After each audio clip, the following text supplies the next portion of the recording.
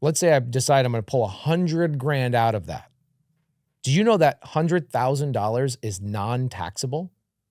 I can get a chunk of $100,000 in my pocket, and it's non-taxable. So let's say Dominic, his first deal, how Yeah. much would, if he were to do, use the guy's name, Tom, hypothetically, Yeah. and it was a $350,000 mortgage. Maybe the property is worth $340,000, $350,000, Okay. right? So maybe the seller's negative equity is 7 or 8% when Yeah. you figure in cost of sale, Mhm. right? And so with that, if he has a 3% mortgage, maybe it's, I don't know, in Florida with high insurance, maybe maybe $1,600 a month. Mhm. So what would that play be? Would it be take it, rent it out, maybe rent it for $2,000 a month, Mhm. make that, call it $5,800, $6,000 a year if it's fully rented, and then basically sit on that cash flow? Yep. So what about like in the event of let's say eviction, vacancies, repairs, stuff like that? How does that kind of play? So I take 20% of all my rent. So let's say that I rent something for $2,000. I put $400 into what I call a war chest account, and so it's like I'm just planning on going to war. Yeah. Evictions, broken windows, blah blah blah. Here's the thing that's not sexy about buy and hold as a traditional rental. I can't really raise my rents every 6 months or every year. I mean, sometimes you get these crazy COVID timelines where everybody raises their rents like crazy. But normally I can raise my rents in a decent market every 36 months, probably 10 to 12%, okay? Somewhere around there, depending on the market.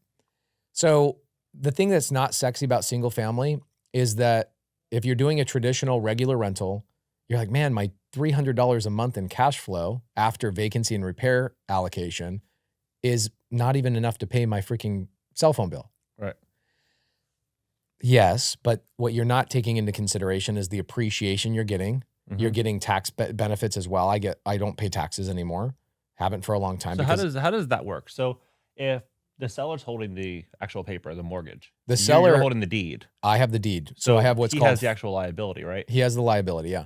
Seller has the liability on his credit. However, I have ownership in what's called fee title, which means now I'm the one that gets all the tax benefits of the property. So what about like you? So you can write out the interest of the loan. You can write out, because I'm the one paying it. Yeah. So at close of escrow, the seller signs documents assigning his rights to the mortgage interest write-offs. Got it. And we get all that. Yeah. So when you're the impound accounts. Correct. Yeah. So when you take that, then the seller, obviously, do you ever have a situation where the seller's also like they start trying to write it off as well, and you guys are doing like double write-offs, even though that's not a part of the deal? Yeah, that's happened a couple of times, yeah. Yeah. But what do I care? It doesn't really phase you. It doesn't phase me at all. Like a seller can put whatever on the taxes, doesn't affect me. Yeah. Yeah, we've had all sorts of weird stuff, yeah. And so like with that type of example, what is like is the long-term play basically to accumulate these like almost like little hotels in Monopoly, and then have the tenants pay it off, and then ultimately you refi it when value goes up, or you you can refi. So like right before, I'd say 2021,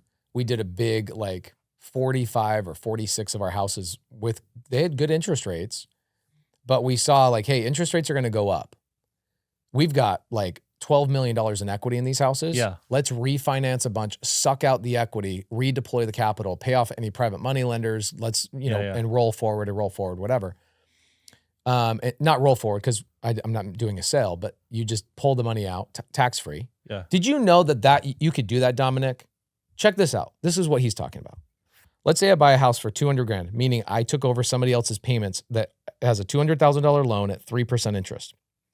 10 years later, that house is now worth, let's say, $350,000, and my tenants have paid that property down to like, let's say, $150,000. Okay, that means I got $200,000 of equity in that deal, right? So I could do a refinance. Let's say I decide I'm going to pull $100,000 out of that. Do you know that $100,000 is non-taxable? I can get a chunk of $100,000 in my pocket, and it's non-taxable. That's what Robert Kiyosaki primarily does. That's where he gets his big chunks of money. I'm good friends with his manager, Ken McElroy. Yeah, he's a bright guy. Bro. Extremely bright guy. Bro. Yeah. This dude has a full-time person in their office called the director of philanthropy. Her full-time job is to give all their money away. Like that's another level. Yeah. I'm not there yet. When I saw that a couple of weeks ago, I was hanging out in their office. I was like, wow, there's levels I haven't even seen before. But you can do that. So that's what John's saying. He's saying, all right, so is the play, you accumulate real estate, you let them go up in value, and then you let your tenants pay them down, creates this massive delta between what is owed and what they're worth. And then every 5 to 12 years, you suck out big chunks of cash. And the answer is yes. That is a big play. Or you can do what I think I'll probably end up doing, which what I'll do is I'll probably start selling off some of my single family in about 10 years. And I'll roll all of those forward into much larger projects. Right. And you're not really ever going to just go, I'm retired, I'm done. Because like you said, this is a game of Monopoly. Mm-hmm. Why would you stop playing the game? What if you quit and you retire, what the crap are you going to do with your days all day long? And what are your kids going to learn from that?